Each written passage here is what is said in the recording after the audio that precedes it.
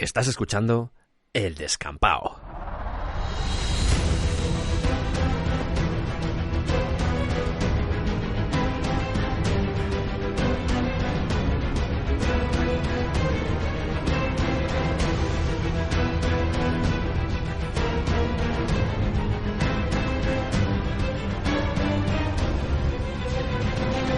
Bienvenidos al Descampao.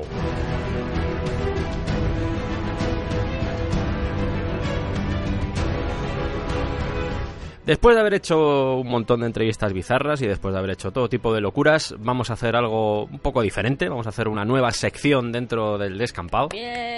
Van a ser biografías de personajes históricos en su mayoría. Y esto que voy a decir es importante. Somos un programa de divulgación, pero también somos un programa de humor. Puede que elegir a Vlad Tepes como primera biografía y hablar de humor, pues con empalados, con sangre. Con más empalados. Sí, con más empalados, sí. Sí. Pues sea un poco jugar fuerte, pero ya que hemos hablado de Drácula y que prometí que lo haría, pues qué menos. Esto no es un pasaje de la historia de Cebrián. No es eso, ¿vale? Él tenía su estilo y a muchos nos encanta. Esto es algo diferente, ¿vale? O sea, va a haber chistes. O sea, que si vienes buscando un programa de historia, quiero que me cuenten la historia. No, aquí esto es otra cosa. Pruébalo, si te gusta te quedas y si no te gusta, pues elige otro programa que te guste más. No pasa nada, no nos molesta. Es verdad, no nos molesta. Así que hecha esta breve introducción, y si os gusta el formato, por favor, nos lo hacéis saber, porque es importante que haya un poquito de feedback y nos digáis, oye, pues me ha gustado mucho este tipo de biografías. Vamos a iniciar ya este viaje alrededor de la figura de Vlad Tepes, ese gran desconocido. Como siempre, por contextualizar, nos vamos a ir al siglo XV, a mediados del siglo XV. Valaquia, que es donde va a tener lugar la mayoría de las cosas que vamos a contar, está situado en lo que hoy sería el sur de Rumanía. Que la actual Rumanía estaría formada por lo que en esta época era Moldavia, Valaquia y Transilvania. Un momento, ¿quién es usted? Porque lleva un rato ya aquí hablando, pero no sé quién es. No. Javier, me llamo Javier. Javier Tepes. ¿Cómo? ¿Qué pasa? Vale. Por si queréis hacer el ejercicio, buscad un mapa de Rumanía. Y Valaquia estaría debajo de las montañas de los Cárpatos y encima del río Danubio. ¿Cuál era el gran problema que tenían durante esta época? Básicamente que estaban rodeados de amenazas. Y no solo estaríamos hablando de los turcos. Hola, somos los turcos. Que a estas alturas ya habían conseguido penetrar en Europa, estaban en Europa Central y los Balcanes. Extendiendo los confines de nuestro imperio otomano. Sino que además tenían que aguantar a los húngaros. Hola, somos los húngaros. Que los húngaros en sí mismos no eran una amenaza, pero sí se dedicaban a quitar del trono al voivoda de turno. El voivoda de turno, ya que Valaquia era un principado, era un príncipe, pero en realidad era como una especie de rey. Vasallo de Hungría, pero era un rey. Dentro de este reino de Hungría tenemos una figura muy importante y que nos va a llevar finalmente a Vlad Tepes. No os preocupéis si estoy haciendo así una especie de introducción, pero vamos a ir muy rápido ya a lo que sería Vlad Tepes o la historia de Vlad. Pero tenemos al emperador Segismundo, que era rey de Hungría, Bien. de Croacia, Bien. rey de Italia, Bien. de los romanos. ¿En serio? Además era el líder del Sacro Imperio Germánico. Claro, y por eso era emperador. Efectivamente, eso es. Es el imperio sacro germánico ese. Sí. Y emperador. Gracias, Javier. De nada. Segismundo, nuestro querido emperador Segismundo, fue el que creó una sociedad secreta, una sociedad de caballeros, cuyo fin principal era defender la cristiandad frente a los turcos. A ver, esto de sociedad secreta igual es apuntar un poco alto, quiero decir. En esta época, con los medios de difusión que había, hablar de una sociedad secreta era bastante fácil, porque en realidad se enteraban 4. Pero todo parece indicar que no era tan secreta. Porque al final lo que buscaba era obtener el apoyo de los monarcas que rodeaban a Hungría en su lucha contra los turcos. ¿Cómo se llamó esta sociedad? Esto es vital. ¿Cómo se llamó? ¡Ay! Los Dracul, la Sociedad del Dragón.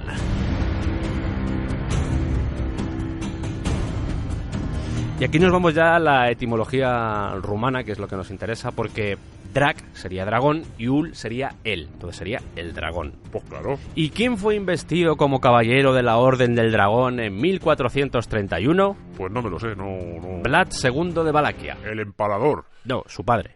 Vale. Que era, además de voivoda, o sea, el señor soberano de Valaquia, era el comandante principal de la fuerza militar.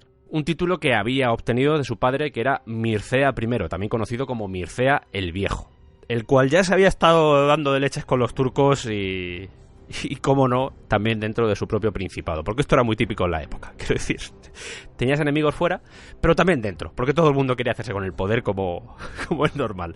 Pero bueno, Vlad II coge el nombre de Dracul, lo cual puede parecer así en principio muy molón, hasta que ves que lo que identificaba a la orden era una serpiente con alas. ¿Y qué puede ser una serpiente con alas? El diablo. Y aquí ya vamos a la chicha, porque en 1931, justo cuando recibe ese título, el título de la Orden del Dragón, nace su segundo hijo, Vlad III. El empalador. Sí, justo, el empalador, sí. Aquí todavía no era empalador porque era un bebé, pero... Esto es lo del humor que decía al principio, ¿no? He encontrado aquí dos opciones. A ver, en rumano, Drac Ulea es hijo del dragón, porque Ulea es esa partícula que hace lo de hijo. Hay otras fuentes en las que he visto que la forma correcta de decirlo es Piu de Drac. Deduzco que es un tema de si es rumano antiguo, si es rumano más moderno. Si alguien conoce el dato, por favor, me lo dejáis en comentarios. Suscribiros y darle al like. Así que tenemos a Vlad III, que además de ser el hijo del dragón, es el hijo del diablo. Todo bien. Todo maravilloso. Muy buen rollo. Buen rollo. ¿Cómo se llama tu hijo? El hijo del diablo. Vaya.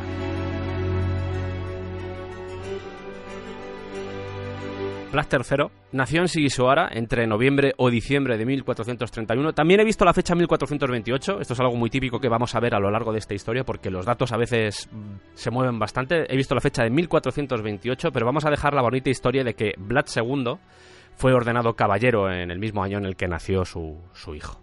Mamónico así.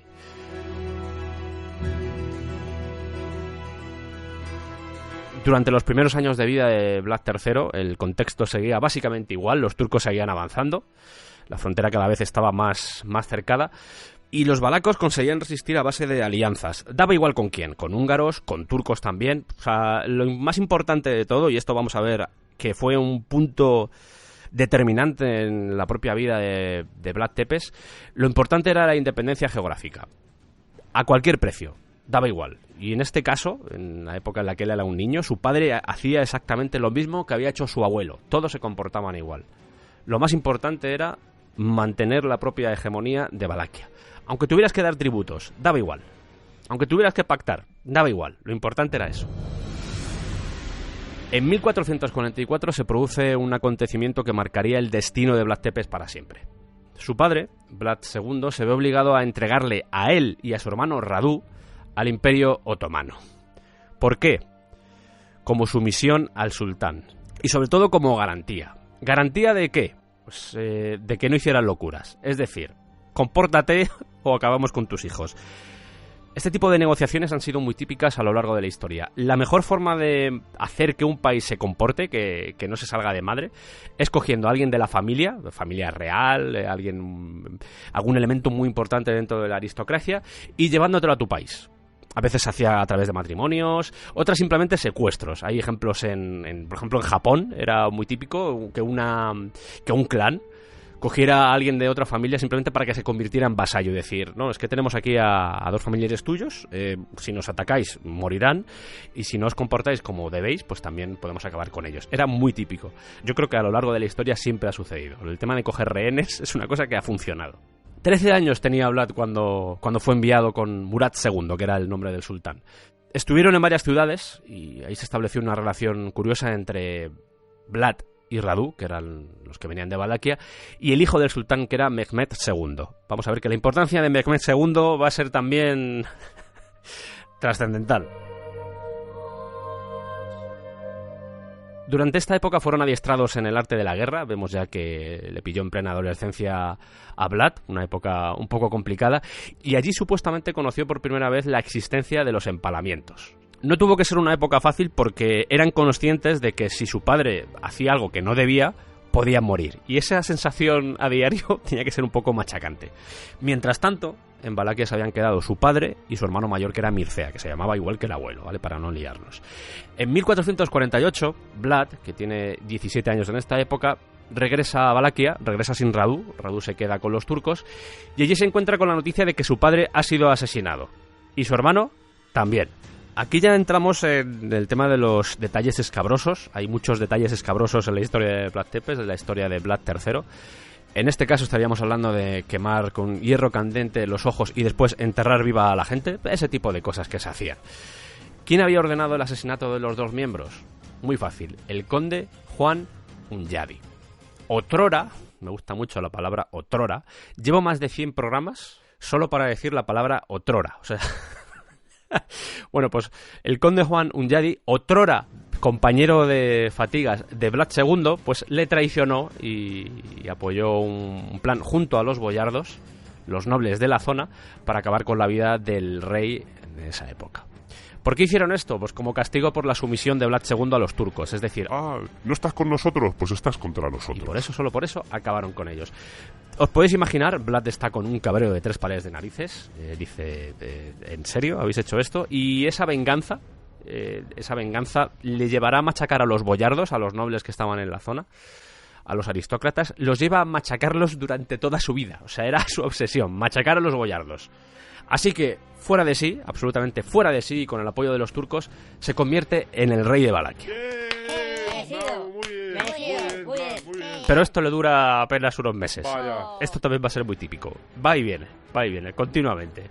Ese trono de Valaquia era un caramelo y no era digno para él. Así que acaba expulsado del país. Pero se queda con la espina clavada y en un principio, aunque se refugió en la corte del sultán, de pronto vio que tampoco había mucho interés por parte del sultán de volverlo otra vez a colocar en el trono, así que en 1449, con 18 años, se marcha a Moldavia, donde tenía a su primo Esteban el Grande de Moldavia. No se conoce mucho de esta época, pero al menos se sabe que estuvo buscando apoyos para volver otra vez al trono. Hola, es la casa de la monarquía de Hungría. Sí, aquí es, sí. Oye, soy Vlad. ¿Quién? Vlad III, Vlad Tepes, Vlad. No sé, aquí no es. Hola, es el reino de Croacia. No, yo soy el reino de Narnia, pero tengo a Croacia por aquí. ¿Quieres que ponga Croacia? Le pongo Croacia. Que se ponga, por favor. Que te pongas.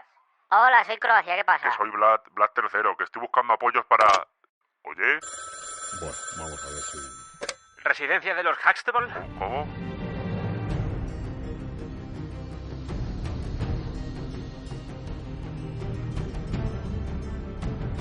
En 1453 se produce la conquista de Constantinopla por parte de Mehmed II, que aquí ya estaba partiéndolo. Recordamos que Mehmed II era el niño con el que se había criado, o al menos había pasado la adolescencia Vlad III. Y aquí el miedo de los húngaros empieza a aumentar exponencialmente, porque dicen, ostras, se han hecho con Constantinopla, los otomanos están cerca, nos las van a liar. Y el conde Hunyadi, el mismo ese que había asesinado a los familiares de Vlad, pues se lanza a buscar aliados contra los turcos. En esa época, el que habían puesto, al menos de rey, el que estaba de... Voy a utilizar a veces la palabra rey, pero como os he dicho antes, al ser Valaquia un principado, se puede hablar también de príncipe, pero bueno, vamos a hablar de rey o voivoda. Mira, voy a utilizar voivoda, que es más bonito. Voivoda es una palabra que no vais a usar nunca en vuestras vidas, pero Voivoda. mola mucho decirla. Voivoda, bueno, pues habían puesto de voivoda a Vladislav II. Y este, pues, se mostraba cada vez más afín a los turcos, a los otomanos. Así que un Yadi, que le gustaba mucho esto de urdir planes, dijo... ¿Y si le sustituyo a este Vladislav II, que es así, que está pactando con los turcos, y si le sustituyo por el mismo Vlad Tepes? Porque, a ver, él conoce a los turcos y además se lleva muy mal con Mehmed II, así que hete aquí. Qué bonito es este aquí, qué bonito. Suena raro pero bonito a la vez, Sí, ¿eh? ¿cómo? No, que suena raro pero bonito a la vez. Este aquí. Sí, Este. es como otrora, ¿no? Sí, otrora también, pero este es como otra cosa. Bueno. Sí, este. Se lo sugiere a Vlad y Vlad olvida lo que había pasado con sus familiares. Esto es serio. Esto demuestra lo que os comentaba antes de que lo más importante era mantener el poder sobre Valaquia. ¿Que has urdido un plan para matar a mis familiares y luego me pides que me alíe contigo? Lo hago, no tengo problema. Todo por volver a tener otra vez el poder sobre Valaquia. Así que se lanzó al combate a recuperar su querido país, a cualquier precio. Junto a un contingente transilvano y acompañado por un noble de la casa de Báthory. Báthory, hay muchas leyendas alrededor de la casa de Báthory, sobre todo por Elizabeth Báthory, la que se bañaba en sangre, lo comentamos en el especial de Drácula. Bueno, pues cogió el trono porque acabó con Vladislav y se convirtió en 1456 en príncipe de Valaquia. Por segunda vez. Esta vez le duraría más. De hecho, esta vez al menos fue reconocido por los reinos cristianos, que eso quieras que no se agradecía en la época. Y aquí empieza el reinado o principado más largo de Vlad Tepes en su país, en Valaquia. Pero las cosas no iban a ser fáciles, porque a los pocos meses muere Juan Hunyadi, el conde, que mató a los familiares y luego dijo, oye, ¿por qué no pactamos? Sí, el pacto. Y su hijo Ladislav llegó al poder. Y de repente se entera de que Vlad le estaba dando tributo al sultán. Vamos a ver. Vamos a ver. O sea, quitamos a Vladislav II del poder. Es más, quitamos a Vlad II, que era el voivoda, el padre de Vlad. O sea, es que son muchos Vlads. Alerta de Vlad, alerta de Vlad. Voy a intentar estructurarlo de forma que se entienda. Vlad II. Vlad II, padre de Vlad Tepes. Le quitamos del poder porque está pactando con los turcos. Ok. Ponemos a Vladislav II, que no es Vlad II, sino Vladislav II. Y pacta también con los turcos. Le quitamos del poder. Metemos a Vlad III y también pacta con los turcos. ¿Qué mierda está pasando aquí? A mí no me mires. Y aquí ya se lía del todo. Voy a intentar explicar lo que sucedió aquí porque es un lío, pero es súper interesante porque la situación en este momento estaba muy tensa en esta zona. Vais a ver que es un combo de muertes, o sea, es una muerte tras otra. Ladislao Hunyadi, a partir de ahora voy a decir Ladislao porque si digo Ladislav y Vlad, esto va a ser un lío de tres pares. Entonces voy a decir Ladislao Hunyadi, que era hijo del conde que había ordenado matar a la familia de Vlad Tepes. Bueno, pues este Ladislao Hunyadi mata al tío del rey húngaro de la época, que en este caso era Ladislao el Póstumo. Diferenciamos entre Ladislao Hunyadi y Ladislao el Póstumo. Ladislao el Póstumo se cabrea, obviamente, dice, has matado a mi tío, pero ahí aparece la madre del otro Ladislao, del Ladislao Hunyadi, y le dice, oye, no te cabrees, no mates a mi hijo, no te vengues, porque hoy vamos a mantener, se le ha ido un poco la mano, pero vamos a relajarnos todos un poquito. El rey Ladislao el Póstumo dice, vale, no pasa nada, me relajo, no voy a matar a tu hijo, pero se le pasa. Y en 1957, un año después, dice, ¡hala! Venga, y lo mata. Como es obvio, esto no sentó muy bien en la familia de Ladislao Hunyadi y provoca una rebelión en Hungría. Mientras tanto, la persona que había ordenado matar a Ladislao Hunyadi, que era Ladislao el Póstumo, también conocido como Ladislao V de Hungría, que era rey, pues también se lo cargan y mueren todos en 1957, pero la rebelión en Hungría se mantenía. De hecho, Vlad, el propio Vlad, acompañado de Esteban de Moldavia, dijo, ¿hay lío en Hungría? ¡Esta es la nuestra! Así que juntos echaron a Pedro III de Moldavia, poniendo a Esteban en el poder, a Esteban de Moldavia, que por eso se llama Esteban de Moldavia. Me gusta porque los nombres, históricamente, se basan en la mayor parte en lo que hicieron la mayor parte de sus vidas. Entonces, Esteban de Moldavia, ya sabes que es spoiler porque dices es Esteban de Moldavia porque fue el gerente de ese país, pero claro, en esta época era Esteban y ahora sería Esteban de Moldavia. Pero me gustan mucho estos detalles. Me pasa con varios de estos personajes que dices tú, anda, mira, el propio nombre ya te dice un spoiler de lo que va a suceder. Julián I, el come croquetas. Eso es. Tenemos aquí a Vlad y a Esteban que se hacen ya con el poder de Moldavia y además aprovechan para meterse un poco en Transilvania y poner un poco nervioso a los sajones. Vamos a dejar de momento a los sajones ahí porque los sajones nos van a dar juego, pobrecitos, porque todo el lío este de los asesinatos de Ladislao Hunyadi, del rey, etcétera, todavía estaban coleando en Hungría. La condesa Isabel Szilagyi, que era la madre de Ladislao Hunyadi y era la pareja del conde Juan Hunyadi. Dejo unos segundos para que toméis aire y...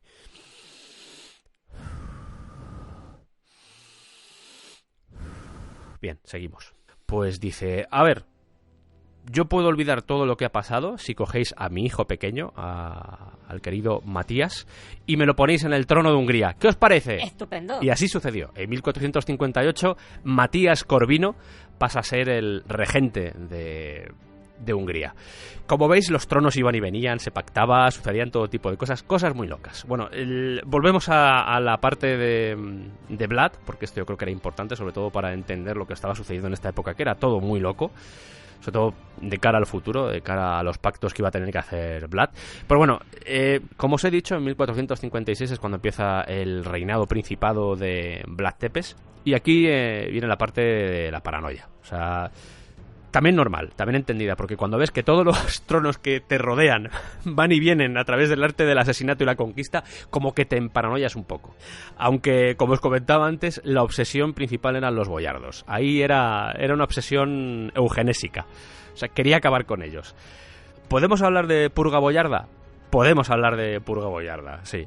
Y no se trataba solo de matarlos, sino de anularlos económicamente. Y esto es importante porque muchos de los roles que habían tenido los boyardos, Vlad se los entregaba a los conocidos. Por ejemplo, alguien tenía un negocio y decía, no, ya no va a ser tuyo, boyardo, va a ser de este tío, se lo voy a dar a él. Incluso a extranjeros. O sea, funcionaba así, por joder. O sea, el objetivo era fastidiar. Es más, una de las piezas centrales del poder de la nobleza valaca eran las conexiones que tenían con las ciudades autónomas de Transilvania. La mayoría de ellas estaban habitadas por ciudadanos de origen sajón. Aquí volvemos a recuperar a los sajones, a los pobrecicos, porque Vlad se cebó también con ellos, no solo con los boyardos, sino también con los sajones. Se cuentan auténticas salvajadas, por ejemplo, en Brasov, porque los colonos no querían hacer tratos con Vlad, y si a eso le sumamos que tampoco querían pagarle el tributo y que encima apoyaban al voivoda Dan II para que llegara al poder, pues como que la cosa estaba tensa. Y Vlad dijo, sí, pues ahora os vais a cagar. Atrapó a Dan II, le hizo cavar su tumba, le hizo acudir a su funeral y después le cortó la cabeza. Hecho esto, dijo, bueno, ahora me voy a ir allí a Brasov y voy a pasarlo bien. Lo aniquiló, o sea, aniquiló el pueblo y le prendió fuego. Según cuentan, muchos de los pueblos arrasados por Vlad Tepes tardaron un siglo en recuperarse. Esto es lo de siempre, y aquí vamos a abrir un poco este abanico de historias y leyendas, porque es muy típico, sobre todo en estas épocas en las que todo quedaba reflejado en el papel, pero te lo tenías que creer o no, porque al final las leyendas corrían de boca en boca. Muchas de esas leyendas eran promulgadas por el propio protagonista para infundir miedo, para que cuando tú llegaras a una aldea o una zona todo el mundo estuviera acojonado y te dieran todo, pero también por los enemigos, porque quedaba muy bien lo de construir monstruos, porque en un momento dado esa forma de construir un monstruo te podía ayudar a poder derrocarlo, decir, mira lo que ha hecho este tío, tenemos que sacarle fuera. Así que, hecha esta aclaración, vamos a abrir el abanico de historias truculentas de Vlad Tepes, con una música que no pega absolutamente nada. Historias truculentas como la de aquella mujer que se quedó embarazada de él, de Vlad Tepes, y él la abrió en canal para ver si realmente estaba embarazada. Por supuesto, los boyardos también estaban ahí en el punto de mira, de invitarles a grandes cenas copiosas en su castillo, acabar con los ancianos y con los niños y coger al resto para que le ayudaran a construir otro castillo, o por ejemplo traer a gente, ponerles a rezar y de repente que se abriera el suelo y hubiera unos palos abajo para que se quedaran todos ensartados.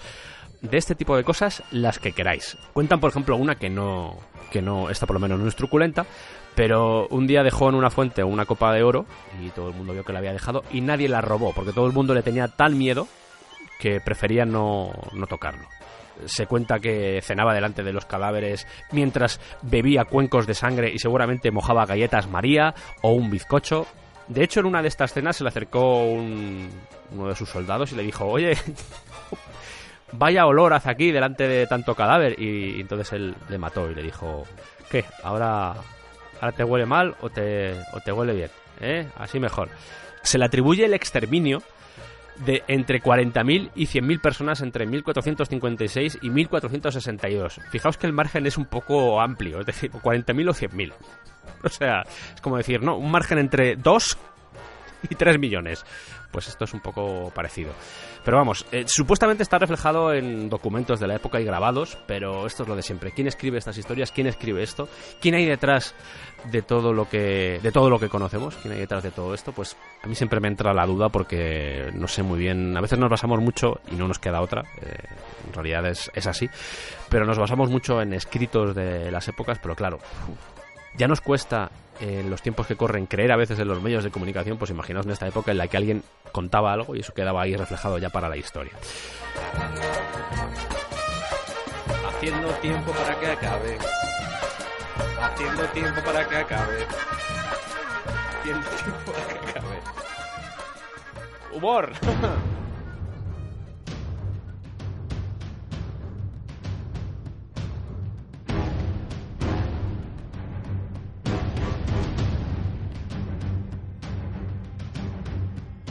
Tenemos a un Vlad III, tenemos a un Vlad Tepes, que ya empezaba a ser conocido como Vlad Tepes, básicamente porque cogía a la gente y la empalaba, que eso significa Tepes, el empalador es Vlad Tepes, Vlad el empalador.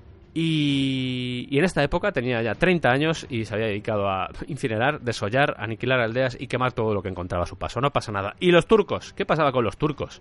Pues que ahí seguían intentando conquistar zonas. ¿Y Vlad qué hacía? Pues pagar tributos para que los turcos no le conquistaran. Pero, hete aquí... Ay, otra vez Ete, qué bien, ¿no? Hete, sí. Qué bien. Que en 1460 decide dejar de pagar el tributo. Igual estáis entendiendo pagar el tributo como algo simplemente económico, es decir, dinero. Y aunque había dinero, también se pagaba el tributo en ciudadanos. Es decir, la parte de la población que era más joven se mandaba o se enviaba a los turcos para que formaran parte de su ejército. Y esto era una jugada bastante inteligente porque cada vez el ejército otomano era más grande. ¿Qué sucedió? Que de repente un día Vlad dijo: no voy a seguir pagando, no voy a seguir dándoos a gente porque quiero defender a mi pueblo y quiero sobre todo seguir en el poder. Esto creó bastante tensión con los turcos, pero al mismo tiempo empezó a negociar con el rey de Hungría, Matías Corvino, el que recordáis que su madre había pactado para subirle al poder. El sultán se enteró de que estaba negociando con el rey de Hungría y dijo: un momento, ¿qué está pasando aquí? así que Mehmed manda un emisario para decirle a Vlad: oye, ¿qué está pasando, Vlad? Que no quieres pagar tributo. Bueno, pues te vienes a Constantinopla, que es donde tengo yo las oficinas de Mehmed II. Te vienes a Constantinopla y hablamos aquí tranquilamente sobre por qué no quieres pagar el tributo. Vlad, que a estas alturas ya era un poco paranoico, dice: a ver, espérate. Le llama por teléfono a Mehmed y le dice: Oye, Mehmed, Hombre, Vlad, ¿qué pasa? ¿a qué tengo que ir? ¿A una cosa? Ya, pero ¿a qué? Tú ven. Ya, pero dame más detalles, Estoy ¿no? aquí con Radu, con tu hermano y todo, y nos jugamos así unas partidas a la Play, al FIFA o algo. No, es que no me acabo de fiar. Vlad se acaba enterando de que todo es un plan de Mehmed. Oh, claro. Plot twist. Nadie lo esperaba que fuera un plan de Mehmed para acabar con su vida. Todo estaba milimétricamente preparado para que fuera asesinado nada más cruzar el Danubio. Así que coge al emisario que le envían, al emisario que había enviado Mehmed para decirle: oye, vente a Constantinopla. Coge a ese emisario, lo mata y después se va al río Danubio a ver quién quería matarle a él. ¿Cómo entró en el fuerte en el que estaban los que querían asesinarle? Hablando en turco, porque como había vivido con los turcos, conocía el idioma y consiguió entrar en el puente diciendo: ¡abrid las puertas! Que venimos aquí a descansar. Y aniquiló y mató a todo el mundo. Además, ya que estaba por esa zona, dice: oye, pues ya que he venido, voy a aniquilar a los pueblos que hay alrededor. Así, por... Es más, esto está documentado, que de nuevo lo podéis creer o no, pero está documentado. Envía una carta a Matías Corvino el 11 de febrero y le dice: he matado... Esto es de verdad, he matado a más de 23.884 turcos y búlgaros. Contados. Esto no es humor, ¿eh? Y añadía: en ese número no están todos aquellos a los que quemamos sus casas o cuyas cabezas no fueron cortadas por nuestros soldados. Y para que Matías Corvino tuviera claro que no estaba mintiendo, le envía 2 sacos llenos de orejas, narices y cabezas. Y Matías Corvino, pues os podéis imaginar. ¿Te ha llegado el paquete ya? Pero hombre, Vlad, copón. Te ha llegado ya, ¿no? Te ha llegado. Pero que esto parece un Mr. Potato. ¿Qué me envías esto? ¿Qué es esto? Los límites del humor. Y ya de paso, ya que le estaba mandando a jugar dantesco, le dice: oye, ya que estamos, si me puedes ayudar militarmente, porque yo he dejado de pagar tributo, porque al final yo lo que quiero es el honor del rey. O sea, la corona santa de Hungría es lo más importante y lo que tiene que perseverar, además de la cristiandad y la fe católica. Y además tienes que entender que yo estoy aquí ahora dándome de leches con los búlgaros y están todos acojonados. O sea que, oye, aprovechamos y tú me das poder y yo me hago aquí con más cosas y toda esta zona que era de los turcos yo la recupero. ¿Qué te parece? Matías no contesta, dice: ya si eso te lo miro, ya te diré algo más adelante, y se mantiene al margen. A Mehmed todo esto le ha hecho muy poca gracia, está bastante cabreado y está preparándose para ir a saco, porque está harto ya de Vlad. ¿Y de quién se acompaña a Mehmed II? Del hermano de Vlad, conocido como Radu el Hermoso. ¿Y de quién más? Porque no iban a ir ellos dos solos. Pues de 150.000 aguerridos soldados. Algunos de ellos, recordamos, valacos. ¿Cuál era el plan? Invadir Valaquia, echar a Vlad y poner a Radu. Esa era la promesa que Mehmed II le hizo a Radu el Hermoso. Vlad ve lo que se le viene encima y pasa a guerra de guerrillas. Y, más importante aún, a la técnica de la tierra quemada. Es decir, Cuando veían que los turcos se estaban acercando, evacuaban las aldeas, se llevaban lo de valor, quemaban las cosechas y envenenaban los pozos. De esa forma, cuando llegaban los turcos, se encontraban con un sitio donde no podían conseguir nada. Además de estas técnicas, utilizaba otras como, por ejemplo, enviar enfermos de tifus y de peste a los fuertes, a los campamentos donde estaban los turcos. ¿Qué provocaba esto? Pues que los soldados turcos no estuvieran disfrutando mucho de lo que era la conquista de Valaquia. Cuentan que Vlad, o por lo menos parte de sus soldados, intentaron entrar en un campamento y asesinar al propio sultán. Mehmed II. Al final se equivocaron de tienda Como en el Viñarroc. y mataron a alguien importante dentro de lo que era el grupo de Mehmed II, pero no consiguieron matar a Mehmed II. Era considerado como una especie de diablo. O sea, lo del nombre le venía muy al pelo porque para las tropas turcas era un fantasma. Esto de la guerra de guerrillas es un clásico y es la sensación que produce en el enemigo. Cuando los franceses intentaron entrar en España, de nuevo, se produjo la guerra de guerrillas y es que se volvían locos. No sabían, porque eran... Al mismo tiempo que aparecían, desaparecían y dejaban tu ejército hecho polvo porque atacaban por sorpresa. No estábamos hablando de grandes ejércitos, sino de ejércitos muy pequeños. De hecho, más que ejércitos, tropas. Y era lo que sucedía ahora mismo con el ejército otomano porque decían, es que no podemos, ¿quién es este tío? O sea, es como una especie de monstruo. Pero claro, Mehmed II estaba ya muy quemado con el tema y ya va a tope. Vlad decide refugiarse en Tergoviste, en el castillo de Tergoviste, pero ve que los turcos avanzan muy rápido y al final acaba abandonando el lugar. Fuera de las murallas, en lo que se vino a llamar el Bosque de los Empalados, coloca a 20.000 personas, esto es lo que dicen. A mí 20.000 personas sinceramente me parecen muchas. Quiero decir, no sé si había tanta gente allí. Había prisioneros turcos, había búlgaros, había sajones, había familias enteras, incluso valacos. Y cuando llega el ejército de Mehmed, no se lo puede creer. Dice, ¿pero qué es esto? O sea, tenemos que entender que ya era un ejército que estaba ya fastidiado por todo el tema de las pestes, por el tema de la época del año, la falta de agua, ese tipo de cosas. Y cuando ven ese espectáculo se horrorizan y dicen, este tío es un monstruo. Y aunque los ánimos estaban... Ellos se veían como mayoría y veían que tarde o temprano iban a conquistar Valaquia, pero obviamente un golpe así en las tropas fue bastante severo. Aún así, se enteraron de que Vlad había abandonado el país y cambiaron la estrategia y se empezaron a concentrar en otras zonas. Radu envía mensajeros a Valaquia, recordando que los turcos podían invadir de nuevo cuando quisieran. Es decir, somos muchos y cuando queramos invadimos otra vez Valaquia. Así que vosotros veréis, con el único fin de que se dieran cuenta de que tenía el apoyo del Imperio Otomano y que, mejor que él, nadie iba a velar por sus intereses dentro de lo que era la confluencia de países que había durante esa época. Esta jugada de Radu fue muy inteligente porque las sensaciones que había producido durante el tiempo que estuvo reinando en el país Vlad, pues no eran muy positivas. Esa política del miedo, del terror, del asesinato, pues la sociedad estaba un poco harta y cualquier cosa que viniera iba a ser bien recibida. O sea que... Bien jugado, Radu, bien jugado, tío. A pesar de esto, a pesar de que podemos ver que aquí ya Vlad estaba en un sentido, estaba en una posición más débil, siguió ganando batallas, por supuesto, pero poco a poco la influencia de Radu fue ganando enteros dentro de la población. Vlad se fue a las montañas de los Cárpatos, esperando que Matías Corvino, el rey de Hungría, le ayudara a recuperar de nuevo el país, de nuevo el trono. Pero, curiosamente, en Hungría, y esto ya os va a reventar la cabeza porque es como, no entiendo nada, ¿pero qué es esto? En Hungría dijeron, oye, pues mejor que esté Radu que esté Vlad. Pero si Radu es amigo de los turcos. Da igual, tú deja a Radu ahí tranquilo. Así que... Le ha hecho gracia, ¿eh? Madre mía, cómo se está riendo ahí. Joder. Dejó a Radu que fuera el nuevo gerente o el nuevo regente del país. De hecho, lo primero que hizo Radu fue, ¿os acordáis de Brasov? La ciudad esa que llegó y arrasó donde estaban los sajones. Bueno, pues lo primero que hizo fue recuperar las relaciones económicas que tenían entre Valaquia y esa zona.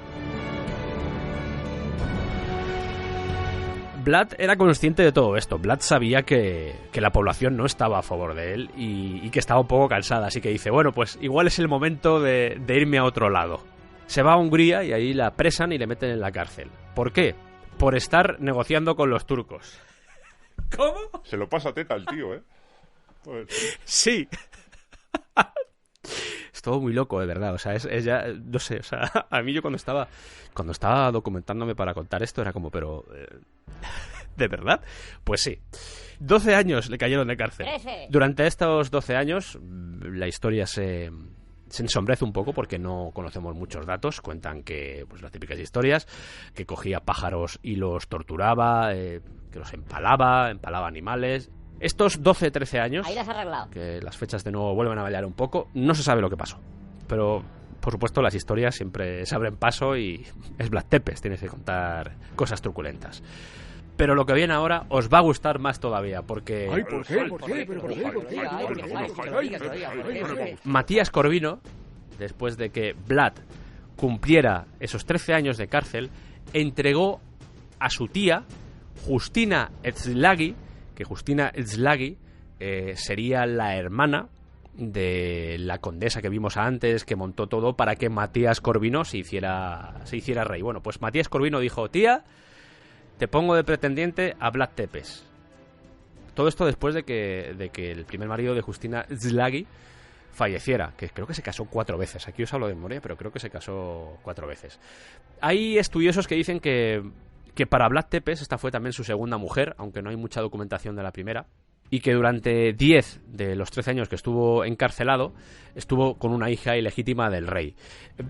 Quiero que entendáis esto de estar encarcelado, porque igual os estáis imaginando la típica celda, los sótanos de un castillo fría donde no entra la luz y las ratas conviven. No, yo me imagino que era algo mucho más cómodo y más agradable, y seguramente estaba en una habitación y podía hacer más o menos vida normal, un poco como le sucedió seguramente en su época turca. Yo deduzco que era algo así. Bueno, pues cuando pasaron esos 13 años, Matías Corvino, el mismo que le había metido en la cárcel, dice: pues Vlad, te voy a decir una cosa, te voy a reconocer como el señor y amo de Valaquia, justo ahora que te he casado con mi tía. ¡Qué inesperado! Justo ahora, para mí vuelves a ser otra vez el amo y señor de Valaquia. ¿Pero me vas a ayudar a conquistar el país? No. Pero entonces... En ese momento, el rey del país, el rey de Valaquia, era... ¿Radu? Seguro. No, era Basarab Layota. Pero no os preocupéis, porque entre Radu y Basarab se estuvieron peleando por el poder. Yo creo que se lo quitaron como unas 4 o 5 veces. Estaba uno y luego llegaba el otro y luego el otro. O sea, estuvieron así divirtiéndose. Yo creo que por eso Matías Corvino dijo: vale ya.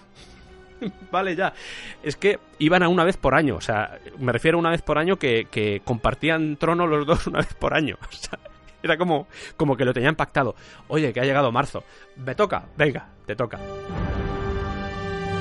Llega 1474 y Draculea, nuestro querido Draculea, nuestro hijo del diablo, es liberado y, como lo echaba de menos, participa en la batalla de Vaslui junto al príncipe Esteban Báthory de Transilvania. Juntos invaden Valaquia.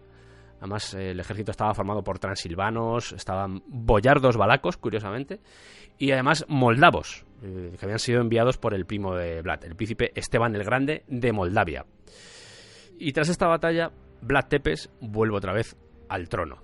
Pero Esteban Báthory, que era el que le había dejado parte de los ejércitos, vuelve a Transilvania y se lleva a los ejércitos, dejándole en una posición un poco débil. Oye, Vlad, que me tengo que ir. Que es que no sé si he cerrado la puerta del castillo. ¿Cómo? ¿Cómo que te tienes que ir? Que no... Que tengo la duda desde la batalla. Llevo yo pensando, ¿habré cerrado o no habré cerrado? Ya, pero Pues no... estoy aquí con el come y... Pero no te puedes ir. Voy, de verdad, voy, veo a ver si está cerrado y vengo. No es nada, ¿eh? Pero... Son un par de semanas, igual un mes. Pero yo vengo, ¿eh? No te preocupes. Pero no me dejes solo, que me van aquí a aniquilar. Es que tengo el reconcome, no tengo que hacerlo. Pero... Hasta luego.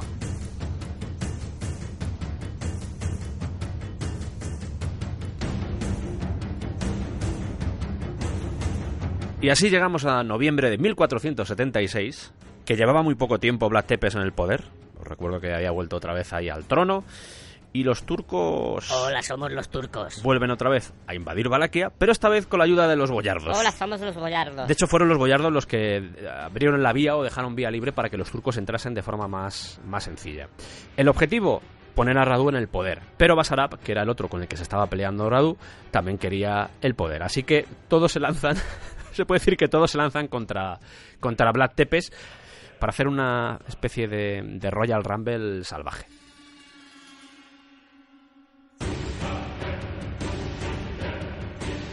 En 1476, como os decía, Vlad Tepes tiene 45 años. Se dirige a Tergoviste con 200 hombres de escolta. ¿Y quién le espera por el camino?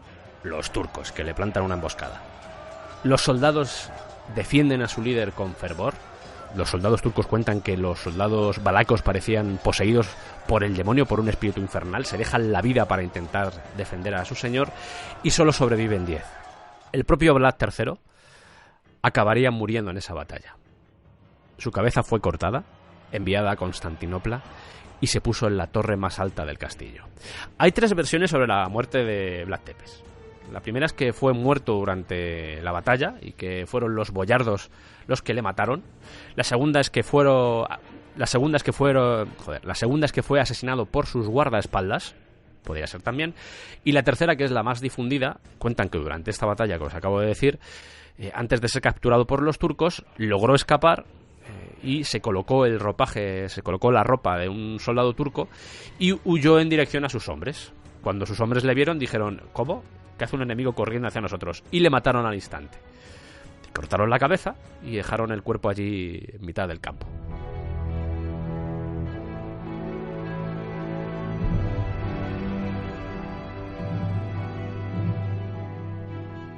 No sé muy bien cuál es la versión más fidedigna. Lo que sí sé es que no está muy claro dónde se le enterró. Y esto cuadraría con cualquiera de las 3 versiones, porque alguien que engendró tanto odio, alguien que engendró tanto terror, solo podía tener un final como el que tuvo. Y hay versiones que dicen que está en el monasterio de Snagov desde el siglo XIX, pero no está muy claro dónde pueden estar los restos de Vlad Tepes.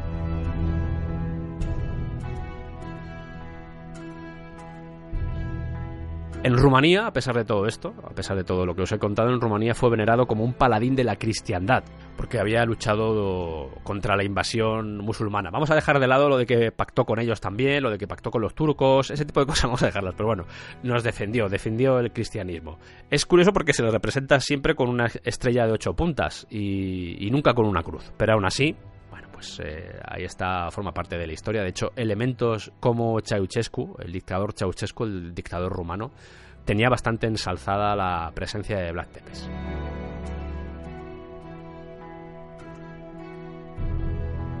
Al final hemos estado hablando durante esta biografía de un personaje que forma parte de la historia, un personaje que no solo acabaría pues desarrollándose en ese mito vampírico que vendría después con Bram Stoker o con el cine, sino que estamos hablando de un personaje que nos ayuda a entender también cómo funcionaba o cómo era aquella época, porque a mí me cuesta mucho creer que todas las salvajadas que se le asignan no las estuvieran haciendo en otras zonas. Esto me lleva un poco a cerrar con esa reflexión sobre el ser humano, sobre la maldad del ser humano.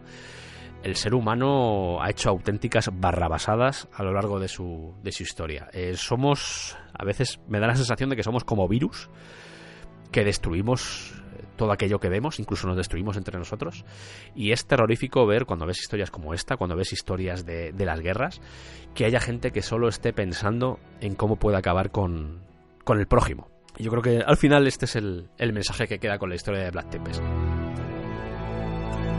Da más miedo el ser humano y lo que ha hecho el ser humano que cualquier historia de vampiros, hombres lobo, fantasmas, etcétera.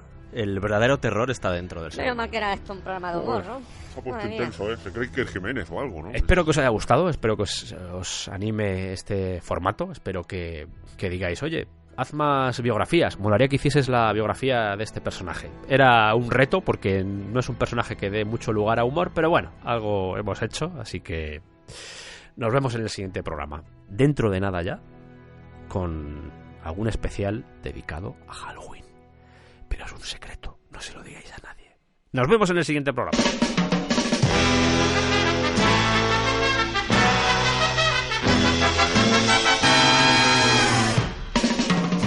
Soy un Drácula yeye que a nadie asusto. Si no tiemblan ante mí no me disgusto. Soy un vampiro genial que nada chupa, aunque después me dirán que estoy chalupa. Soy moderno, soy eterno y lo estoy pasando bien. Soy vampiro con melena, soy un Drácula yeye. Drácula yeye, Drácula yeye. Yo no duermo en ataúd ni nada de eso. Veo la televisión y como queso. Cuando salgo por las noches yo no vuelo, en mis 600 me voy al cementerio. Soy moderno, soy eterno y lo estoy pasando bien. Soy vampiro con melena, soy un Drácula yeye. Drácula yeye, Drácula yeye. Soy un Drácula amigo de los hippies, tomo whisky, hago go y hago pipi. Cuando salgo por las noches vuelvo pronto, porque tengo miedo que me salga el coco. Soy moderno, soy eterno y lo estoy pasando bien. Soy vampiro con melena, soy un Drácula yeye. Drácula yeye. Drácula yeye. Drácula yeye. Drácula yeye. Hola, soy Javier Tepes y nadie me ha preguntado